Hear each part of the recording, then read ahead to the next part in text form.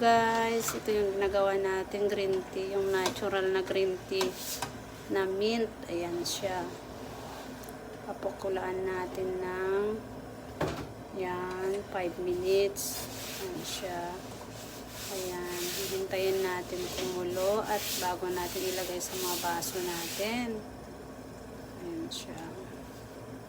Ito yung natural na mint na karamihan ay nasa ibang bansa, nasa Middle East. Ito yung tinatawag nating Arabic name ay nana.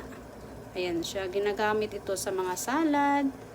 Ayan. Ginagrind ito para sa mga dressing sa mga salad. Ayan. Mint green. Ayan siya. Fresh. Galing sa binili natin sa mga groceries. Available siya ngayon sa mga groceries to guys.